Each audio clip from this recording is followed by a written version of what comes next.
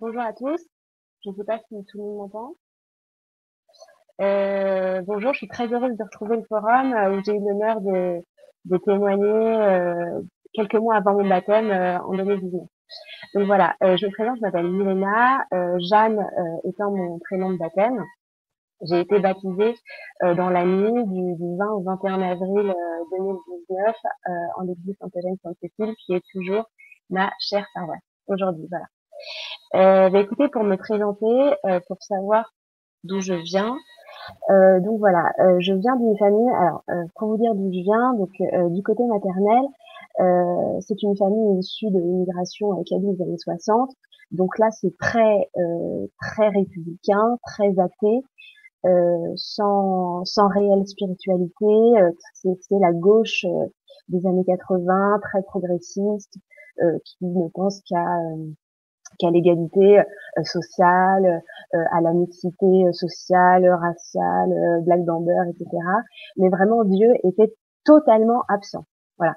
Et en beaucoup d'égards, ça ressemble à ce qui est la classe moyenne française aujourd'hui, c'est-à-dire assez matérialiste et sans spiritualité. Voilà, le centre commercial, les téléphones, les vacances, mais rien d'autre. Du côté de mon père, là, c'est un changement de décor total puisque déjà on part au Maroc. Et c'est une famille profondément musulmane. Mes grands-parents sont allés plusieurs fois à la Mecque, mes tantes sont toutes voilées, mais par choix. Et j'ai un oncle qui est très musulman et qui lui aussi est allé plusieurs fois à la Mecque. Mais en fait, sur ma famille, je dirais que la tristesse ou la malchance, c'est qu'ils sont tombés dans la mauvaise soupe. C'est qu'en fait, si ils avaient la joie de connaître Jésus et s'ils avaient une croix autour du cou, ils seraient déjà de parfaits chrétiens. C'est une famille parfaitement traditionnelle, avec des valeurs de charité, de cœur, etc. Donc, comme vous et moi, finalement, mais simplement qui ont eh bien la malchance d'être tombés dans un pays islamisé il y a longtemps. Voilà. Et le modèle de ça, c'est vraiment ma grand-mère qui me frappe par son exemple, puisque je n'ai jamais vu, je veux dire, elle est totalement chrétienne dans son comportement et dans toute sa vie. J'ai jamais vu autant, enfin, elle a fait son devoir d'état de mère de 8 enfants avec une extraordinaire constance, une obéissance, un dévouement, et, et elle mettait tous les jours de sa vie, son temps, sa vie, ses occupations à Dieu. Malheureusement, elle s'adressait à quelque chose qui n'était pas bon, au mauvais Dieu, mais n'empêche que la volonté, la bonne volonté et l'esprit, l'humilité devant Dieu, elle est là. Voilà. Pour en venir à moi, écoutez, pour des questions identitaires, surtout quand on est adolescent, on a besoin de s'identifier à quelque chose, à une communauté, on a besoin d'être quelque chose. Et donc, entre mon père et ma mère, c'était la culture de mon père qui était dominante. Donc, je me définissais comme musulmane et je croyais sincèrement en Dieu. Comme je croyais sincèrement en Dieu, ben écoutez, je me tournais vers la foi que je connaissais, dans la soupe dans laquelle j'étais tombée. Mais en fait, au quotidien en France, déjà ma famille musulmane était au Maroc, donc l'influence musulmane, elle était limitée, si vous voulez, au quotidien, même si j'étais très imprégnée du logiciel musulman, quoi. C'était Allah et son prophète. Voilà. Mais dans ma vie quotidienne en France, j'étais pas du tout, je n'évoluais pas du tout dans un bain musulman, mais beaucoup plus républicain. Donc, c'est ce qui me permet de dire ici que ce n'est pas du tout l'islam qui m'a caché l'existence de Jésus-Christ, la divinité de Jésus-Christ, etc. Mais c'est bien le régime républicain. Euh, que ce soit dans l'éducation nationale, que ce soit dans le débat public, etc. Dieu est soit Jésus-Christ est soit moqué, soit occulté, soit on n'en parle plus. L'éducation nationale, on n'en parle même pas. Et surtout, quelque chose qui me semble très frappant maintenant que je suis catholique et que je suis plongée vraiment dans la France catholique, quelque chose qui me surprend énormément, c'est que jusqu'à mes 27 ans, c'est-à-dire le jour où j'ai mis mes pieds pour la première fois de ma vie avec une spiritualité, un embryon de spiritualité chrétienne, pour la première fois que j'ai mis les pieds, avant la première fois que j'ai mis les pieds dans l'église Saint-Eugène-Sainte-Cécile, à 27 ans, je n'avais jamais vu en France quelqu'un se signer. Je n'avais jamais vu le signe de la croix je n'avais jamais vu quelqu'un faire le signe de la croix en France. Alors qu'avec mes parents, je veux dire, on partait, on visitait les châteaux, les églises de temps en temps, etc. Je n'avais jamais vu personne se signer, y compris dans l'établissement catholique, privé catholique dans lequel j'étais en Seine-et-Marne. Voilà.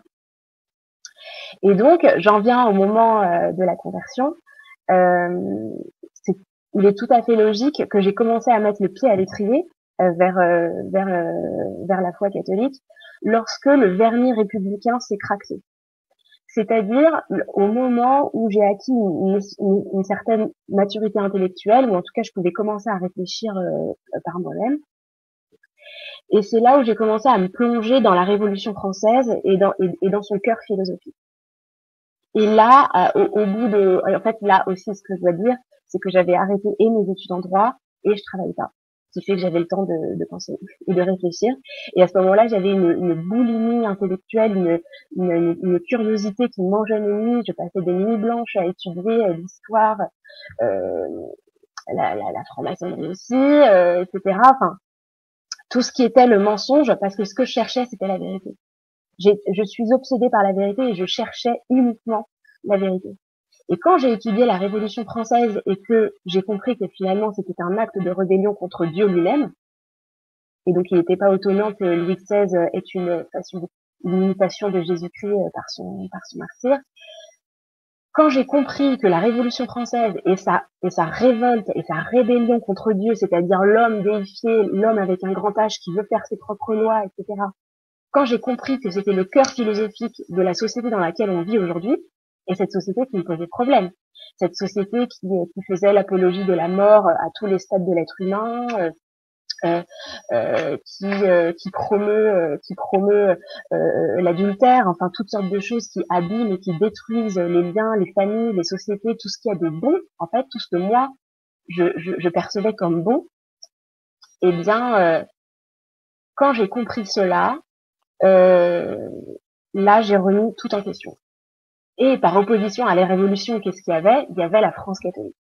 Et donc là, je me suis plongée passionnément dans la France catholique, dans la France de Saint-Louis, de Jeanne d'Arc, de tous ces rois qui, malgré leurs imperfections, bien sûr, ils étaient pécheurs comme nous le sommes, mais on sentait dans le gouvernement des rois un gouvernement en bon père de famille et surtout qui se souciait avant tout du salut des âmes. Et donc qui interdisait, tout ce qui interdisait le péché institutionnel, voilà. L'avortement, le suicide, qui interdisait l'usure également. Et donc, je regardais tous ces fruits, tous ces magnifiques fruits, toute cette civilisation sublime avec ces cathédrales qui montent vers Dieu, etc. Et j'étais complètement passionnée. Et j'ai fini par tirer la corde, par remonter. Si vous voulez, je suis partie des rois de France et de cette France catholique pour remonter à la source de ce bien. Mais où est-il? Qui a infusé toute cette beauté, tout ce bien qui a permis à cette construction humaine de prospérer, sublime de prospérer? Alors j'ai monté et puis j'ai compris que c'était Jésus-Christ leur Dieu. Et que la charité et que la vie et que faire le bien, etc., c'était quelque chose qui leur était dit par un Dieu. Et ce Dieu, c'était Jésus-Christ. Mais à ce moment-là, je voyais pas encore Jésus-Christ comme un Dieu. À ce moment-là, je voyais Jésus-Christ comme une sorte de prophète avec qui j'étais d'accord sur tout. Et ça me changeait énormément parce qu'en fait, quand j'étais musulmane et que je me disais musulmane, je choisissais ce qui me plaisait parce qu'en fait, il y avait des interdits qui heurtaient tellement mon bon sens que bah, je n'acceptais pas tout. Voilà. Par exemple, la burqa, je voyais pas l'intérêt. Ne pas manger de porc, bah écoutez, j'ai grandi qu'avec des Français de souche toute ma vie. Leurs grands-parents vieillissaient jusqu'à 120 ans. Et puis le pâté, c'était très bon, donc je voyais pas pourquoi on pouvait pas en manger. Puis il y avait tout un tas de règles. Il faut pas manger avec la main gauche parce qu'elle est impure. On m'avait dit une fois, si on fait du bruit jusqu'à déranger le 7e voisin, la 7e maison, faut jeûner pendant 3 jours. Ah, moi je me suis dit, ah, non, c'est très bien, c'est très précis, mais c'est quand même tout un tas de règles, une sorte de code pénal absurde qu'on ne peut pas épouser entièrement et qu'on peut d'autant moins épouser entièrement pour un musulman qu'on est en France. Et les musulmans sont la proie des mêmes tentations que nous. L'ivrognerie, une vie charnelle désordonnée, etc. Donc en fait, cette religion, ils sont pleins d'incohérences. Ils sont pleins d'incohérences ici. Et ça, c'est un sujet à aborder, je pense. C'est un point d'accroche sur l'incohérence de la vie des musulmans qui choisissent. Le porc, c'est non, mais un petit cocktail ou un petit verre de vin, oui. Enfin, vous voyez, voilà, c'est comme ça. Et là, voilà que j'étais d'accord avec tout ce que disait Jésus-Christ. J'étais d'accord sur tout. Alors, écoutez, à ce moment-là, j'avançais tranquillement, je continuais à être boulimique d'histoire, de théologie, etc. Et aussi parce que j'étudiais beaucoup l'erreur, j'étudiais beaucoup le mensonge. Le mensonge révolutionnaire, franc-maçon, etc., dont on est abreuvé aujourd'hui. Et finalement, un soir, à 4 heures du matin, j'ai décidé de mettre La Passion du Christ de Mel Gibson. J'avais envie. D'habitude, je regardais des films français des années 40, 50, 60, des Julien Duvivier, sympathiques, légers. Mais ce soir-là, j'avais envie de voir La Passion du Christ. Mais vraiment, j'avais pas envie de me détendre, j'avais envie de regarder La Passion du Christ. Et je sais pas, peut-être que ce soir-là, j'étais mûre et que le bon Dieu a décidé de me cueillir cette nuit-là. Mais j'ai fondu en larmes. J'ai fondu en larmes au moment de la Passion. Voilà. Et ce soir-là, j'étais toute seule dans ma chambre avec mon ordinateur dans mon lit. Et j'ai parlé toute seule et je me suis dit, mais je crois en Jésus, je crois en Jésus, je crois en Jésus. Jésus est Dieu, Jésus est Dieu. J'avais le cœur qui battait à 1000 à l'heure parce qu'en fait, c'est vertigineux. C'est vertigineux parce qu'à ce moment-là, on dégomme à la Kalachnikov tous les repères qu'on a eus. Tous les repères qu'on avait jusqu'à ses 26 ans, 27 ans. Donc 30 ans de repères qu'on dégomme devant le martyr d'un Dieu. Et on se rend compte. Et là, je me suis rendu compte, et là, je me suis rendu compte, c'était comme une cascade d'eau qui tombait sur moi, et je me rendais compte de l'amour de Dieu pour nous. Ce que je ne connaissais pas avant. Puisqu'encore une fois, l'islam, c'est un code pénal absurde. On pourrait faire une bonne pièce de théâtre, d'ailleurs, monsieur. Et donc, à ce moment-là, j'ai pleuré toutes les larmes. Et j'ai pas tout de suite fait la démarche. J'ai pas tout de suite fait plus de démarches pour parler à des prêtres, etc. Parce qu'on pense à la famille, on pense à notre grand-mère à qui on va faire de la peine, on pense à tous les reproches, au froid, aux distanciations familiales, etc. Donc je l'ai pas tout de suite fait. Ça faisait peur. Ça faisait peur. Et finalement, quelques mois plus tard, j'ai envoyé un mail, j'ai envoyé un message à un moine en qui je faisais confiance. Justement parce qu'il était très très critique sur le mensonge, il était sans compromis et moi c'est ce que je cherchais. Je voulais la vérité sans compromission. Et donc je lui faisais confiance après avoir lu ses publications et tout, ça m'a semblé à mon bon sens et à mon instinct, ça m'a semblé orthodoxe. Donc je lui ai envoyé un message et il m'a dirigé vers 2 personnes, vers un prêtre jésuite que j'aime profondément et qui m'a frappé par sa force spirituelle. Et un jour, il a dit, je me reconnaissais parfaitement là-dedans, il a dit, si, il y a des haines qui sont saintes, la haine contre le péché et contre le mensonge. Et là, je m'y retrouvais parfaitement. Et il m'a aussi dirigée vers une femme merveilleuse qui fait aussi partie de l'équipe du forum et qui est ma marraine, que j'aime de tout mon cœur et qui m'éduque dans la foi par son exemple. Et je rends grâce à Dieu pour son existence et pour le fait qu'elle soit dans ma vie. Voilà. Et donc, j'ai rencontré ce prêtre avec qui je me suis entretenue pendant 2 heures et j'ai demandé le baptême. J'ai fait mon catéchuménat et j'ai demandé le baptême. Voilà. Donc j'ai été baptisée la nuit du samedi au dimanche 20 avril 2019. Et depuis lors, écoutez, c'est ma seconde conversion. C'est la conversion qui. C'est en ce moment, je regarde beaucoup les conférences d'un philosophe qui s'appelle René Girard et qui disait de manière très très pertinente et frappante, je trouve, que qu'on se convertit vraiment quand on comprend qu'on est persécuteur et quand on comprend sincèrement dans nos tripes qu'on est pécheur et qu'on est persécuteur et qu'on peut faire le mal. Et à ce moment-là, on travaille sur soi avec la grâce de Dieu, avec son aide, avec son soutien et par son amour et par notre volonté aussi qu'il faut muscler, mais par la prière et la grâce de Dieu. On se sculpte, on enlève tout, on enlève toutes les ruines de l'homme ancien. Parce qu'à un moment donné, par exemple, un moment où j'avais un peu pris mes distances avec l'islam, etc., j'étais très mondaine, je sortais beaucoup, donc une certaine propension à la médisance ricaneuse, à un certain esprit voltairien, à des mauvais sentiments. On se laisse aussi aller à des mauvais sentiments humains, des choses dont personne n'est fier quand on les ressent. Et finalement, aujourd'hui, c'est la vraie, c'est le travail de sculpture sur soi pour se faire enfant de Dieu, pour être digne de lui, digne d'être son enfant. Voilà. Et donc, on travaille, on prie, on abandonne tout.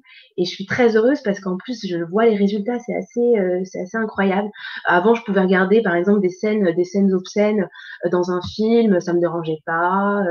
Parler de Pierre-Paul Jacques et de parler de ce qu'ils font, à la limite de la médisance et du commérage, etc. Ça me dérangeait pas. Il y avait même un certain petit plaisir avec des amis, etc. Moi, non, j'aime pas. Je trouve ça profondément laid. C'est très loin de la pureté de cœur que le bon Dieu nous demande d'avoir. Et de manière subsidiaire, c'est très inélégant, de toute façon. Mais c'est surtout le cœur qu'on se sculpte. Voilà. Et là, c'est la vraie conversion profonde, parce que la première, c'était le credo, c'était je crois en vous, Seigneur, je crois en la Sainte Trinité. Et la seconde conversion, c'est celle qui s'arrêtera jamais. Voilà. Pour finir, parce que je vois que mon temps imparti est bientôt terminé, je voulais dire qu'aujourd'hui, voilà, tout ce qui m'intéresse, c'est de faire vivre l'Église avec un grand E, c'est annoncer la bonne nouvelle autour de moi, autant que faire se peut, et pour sauver des âmes avec la grâce de Dieu. Et en parlant de bonnes nouvelles, je voulais terminer sur ça parce que ça remplit mon cœur de joie. J'ai ma petite sœur qui m'a dit, écoute, je crois que je perds ma foi musulmane et que je crois en Jésus-Christ. Et elle m'a dit, voilà, si c'est pour Jésus-Christ, j'ai pas peur de me disputer avec ma famille. J'ai pas peur de me disputer avec ma famille si c'est pour Jésus. Voilà.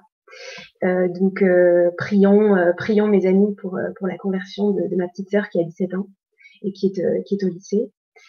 Et aussi parce que, ayant repris mes études, je me suis liée d'amitié avec un étudiant qui est un ami aujourd'hui que j'aime beaucoup et qui est italien par sa mère et bourguignon par son père et qui n'est pas baptisé et qui va très certainement demander le baptême cette année. Voilà. Et il m'a fait la joie et l'honneur de me demander d'être sa marraine, ce que je ferai évidemment de tout mon cœur. Voilà. Merci pour tout.